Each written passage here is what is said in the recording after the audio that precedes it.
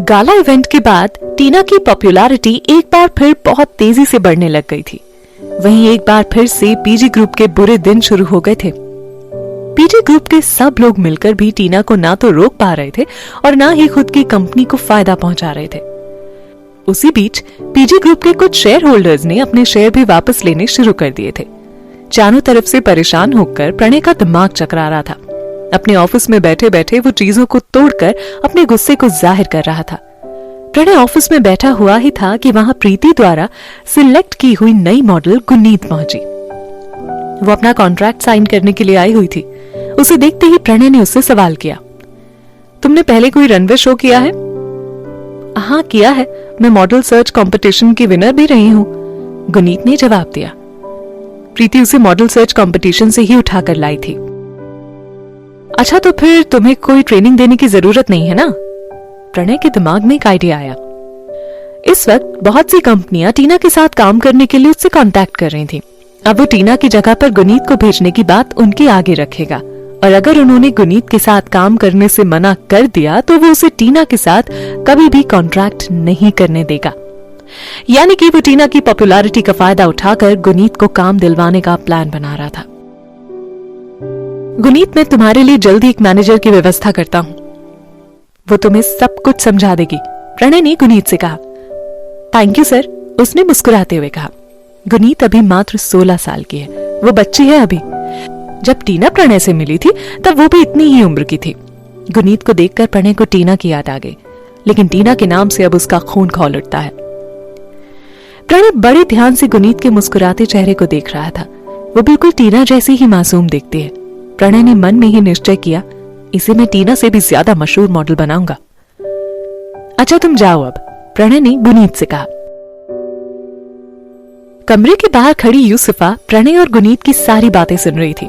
गुनीत के कमरे से बाहर जाते ही वो गुस्से में अंदर दाखिल हुई। तो तुम अब इस फेक कॉपी को यूज करने जा रहे हो? मैं उसे टीना के जैसे ही रिस्पॉन्स देने की सोच रहा हूं, क्या पता वो हमारे काम आ जाए, प्रणय ने यूसुफा को बताया। यहां तक कि टीना ने कोई बड़ा अवार्ड भी नहीं जीता है, फिर भी उसे ए ग्रेड की मॉडल वाली सुविधा दी जाती है। और अब इस न्यू कमर मॉडल को भी तुम वही सब देने जा रहे हो, जबकि इसने तो अभी डेब्यू भी नहीं किया है। तुम ये सब रिसोर्सेज मुझे क्यों नहीं देते? यूसुफा ने नाराजगी जताते हुए पूछा। मुझे तो जल्दी अवार्ड भी मिलने वाला है और मेरे पेट में तुम्हारा बच्चा भी पल रहा है, तुम्हें तो मेरी परवाह ही नहीं है। बस बहुत हो गया, तुम्हें पता भी है कंपनी के शेयर होल्डर ने मीटिंग में ये मुद्दा भी उठाया है कि मैं तुम्हारी तरफ बहुत ज्यादा ध्यान दे रहा हूं, प्रणय ने गुस्से से कहा। प्रणय तुम बहुत झूठे हो, अब तुम्हें कोई जवान लड़की मिल गई है तो तुम मुझे भी छोड़ने का प्लान बना रहे हो। तुम्हारी बहन सही कह रही थी, तुम किसी के सगे नहीं हो, अपने फायदे के लिए तुम किसी को भी धोखा दे सकते हो, यूसुफा ने गुस्से से चीखते हुए कहा। यूसुफा की बातें सुनकर प्रणय का चेहरा गुस्से से लाल हो गया। उसने यूसुफा की तरफ उंगली दिखाते हुए कहा, यूसुफा कोई और ये बात कहे तो ठीक है, लेकिन तुम ये नहीं कह सकती। तुम्हारे चक्कर में मैंने टीना तक को छोड़ दिया। अच्छा, फिर तुम गुनीत की जगह मुझे क्यों नहीं देते मौका? यूसुफा ने कहा।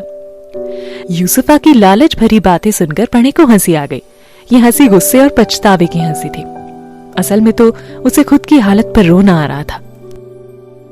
यूसुफा, जब मुझे लात मारकर पीजी ग्रुप से बाहर कर दिया जाएगा तब तुम्हें खुशी मिलेगी क्या? प्रणय ने कहा। यूसुफा और प्रणय बहुत जोर जोर से एक दूसरे से लड़ रहे थे। इसी समय बाहर गुनीत अपने मासूम से चेहरे पर मुस्कान लिए हुए टीना के ऑफिस की तरफ बढ़ी जा रही थी। टीना के कमरे का दरवाजा खोलते ही उसने कहा, क्या मैं अंदर आ सकती हूँ? या श्योर, कम इन, टीना ने मुस्कुराते हुए कहा।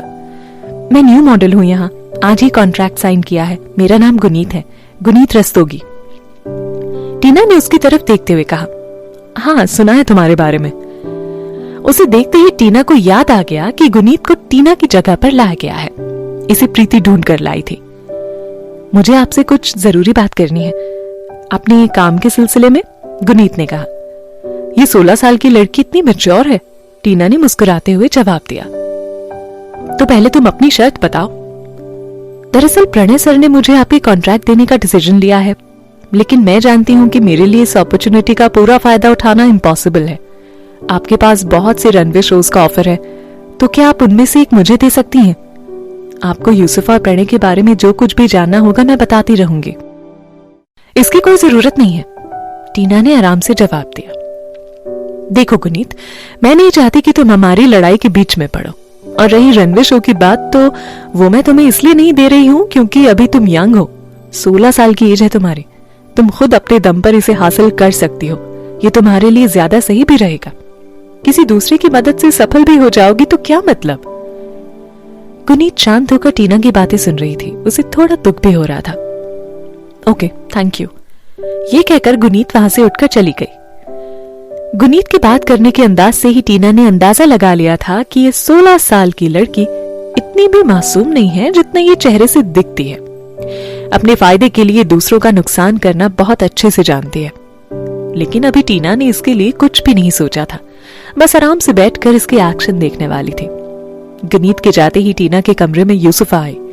उसने टीना की तरफ गुस्से से भरी निगाहों से देखते हुए कहा, मुझे यकीन नहीं हो रहा तुम इस न्यू कमर मॉडल को सपोर्ट कर रही हो। यूसुफा, तुम बच के रहना इससे, वो यंग भी है और तुमसे ज्यादा खूबसूरत भी।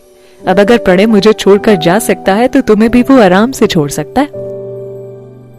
यूसुफा ने टीना की तरफ घूरते हुए पूछा, अच्छा टीना, तुम आज जहां हो यहां तुम किसी ना किसी के सपोर्ट से ही पहुंची होगी ना। मैं बहुत दिन से तुम पर नजर रखे हुए हूं, तुमने जो कुछ भी अचीव किया है वो सब इसलिए नहीं कि तुम केपेबल हो। स्टार एच के सीईओ ने खुद कहा था कि उसने तुम्हें अप्रोच करने की कोशिश की थी। अब तुम इतनी भी सीधी मत बनो। तुमने मुझ पर आरोप लगाया था ना कि मैं उस जज के साथ सोई थी। अब तुम बताओ, स्टार एच के सीईओ ने तुमसे क्या वादा किया था, उसका बिस्तर तुम्हें कैसा लगा?